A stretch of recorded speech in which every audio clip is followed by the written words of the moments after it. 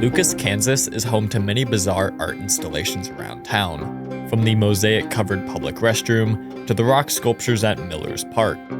But there's one place that stands out from the rest, not only because of its strange political and religious structures, but because this place shaped the town of Lucas into what it is today. With a population just over 300, Lucas is a very small town. It's unable to support its own high school, and there's only a single gas station in town. Yet, despite this, 10,000 tourists come every year to see its main attraction, the Garden of Eden. The Garden of Eden is hard to describe in a few short sentences. It is a historic property built 100 years ago, and at the center of it is a log cabin made out of stone. Surrounding the stone log cabin are 3-story concrete sculptures that are almost like political cartoons in concrete form. The man who built the Garden of Eden is Samuel P. Dinsmore, a former Civil War soldier who moved to Kansas in 1888 to farm. Arriving just a year after Lucas was founded, he was a major factor in developing the town's businesses.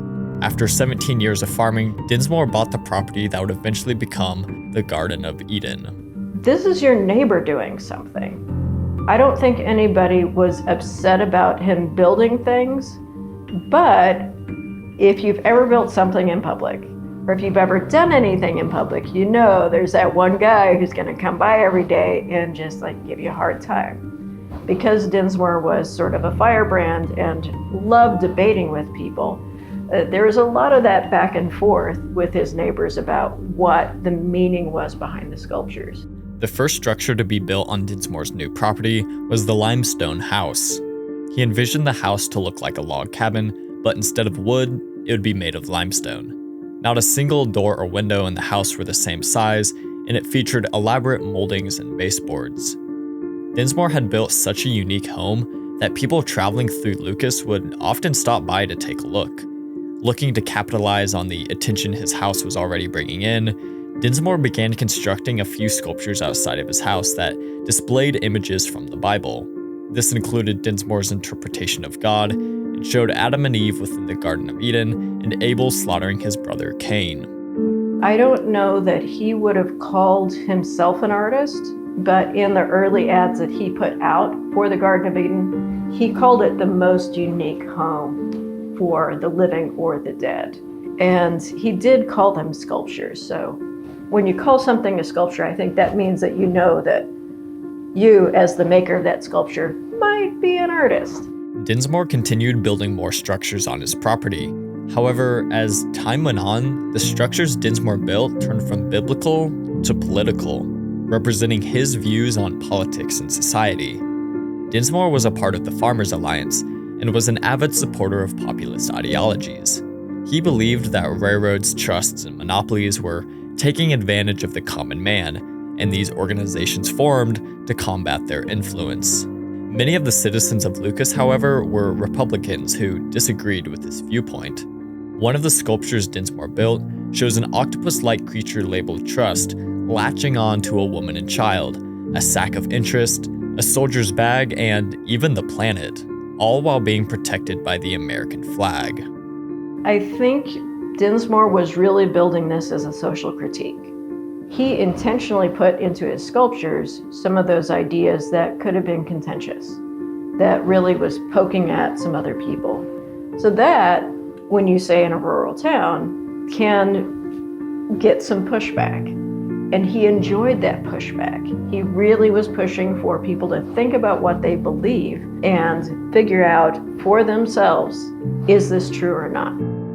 Local opinion of the Garden of Eden ranged from wanting to pass a city ordinance banning public art to completely running Dinsmore out of town. Yet, despite this, Dinsmore was a Civil War veteran and did lots of business in Lucas. Many townspeople decided that, although the artwork was strange, it was mostly harmless and attributed Dinsmore's behavior to his old age. At this point, the Garden of Eden had become a tourist attraction, drawing in people from all across the region who wanted to see the house with the strange sculptures. He welcomed the attention and He even led visitors on tours of the property while the artwork was still in progress. It's a good intersection of art and tourism. So he was using it as this political statement, and to get that statement to resonate, people needed to come see it. So the outside eyes were very important to Dinsmore in showing them what he's created, be able to plant some seeds of ideas.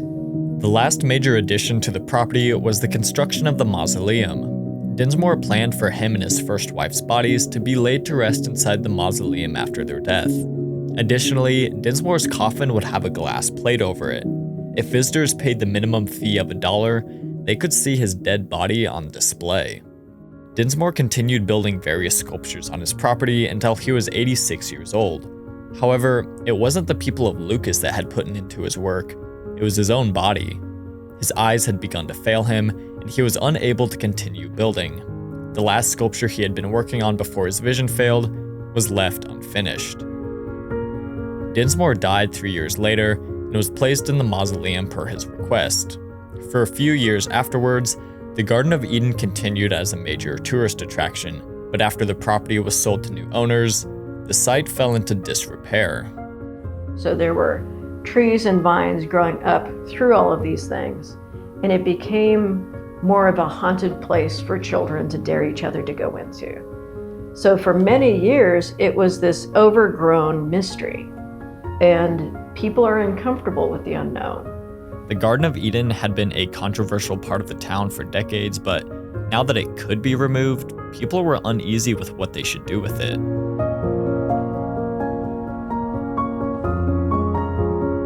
Eventually, in 1967, the property was bought by Wayne and Luella Nagley. The wife of that couple said, no, we've really got to restore this. We have to honor this. So that was, I think, the turning point of, do you take away that thing that's sort of, oh, I don't know, or do you recognize its specialness? And I think it all comes down to Luella Nagley saying, we're going to restore this. We're not going to keep it as a rental. It needs to be Dinsmore's again. When the couple reopened the Garden of Eden in the 70s, they began sending out promotional materials to bring awareness to the site. Dinsmore's work was beginning to be recognized by both artists and the general community as a one-of-a-kind place. In the 1990s, Lucas opened a grassroots arts center downtown, spurring other artists like Dinsmore to make Lucas their home. So they opened in the 90s, and after that, artists found not just one place, but two places. And they had a site they were caretaking, so there's 3 places. And then an artist moved downtown and opened up a thing. So then there's 4 places. It might not always be a direct effect of the garden. It might be that secondary effect of somebody who didn't move here because of that and then got another person to move here. Much of the art around town would be considered unusual to the average person, often utilizing everyday objects as a centerpiece in the art. Because of the Garden of Eden's out there nature, everybody accepts this as normal. So it's not strange for somebody to decide, you know what, I'm going to make a bunch of cats out of farm implements and put them in my front yard. That's not odd here. That art of the everyman's everyday experience, using what you know and what you have to work with to make an embellishment that is maybe not functional, but is serving the purpose of making you happy. If we're just making art to be pleasant, then it's decoration. I'm more drawn to art that makes you stop and makes you not take things for granted that you pass by every day. That to me is what I'm drawn to as an artist. And as a cultural resources director for the Garden of Eden, I feel that same spirit here.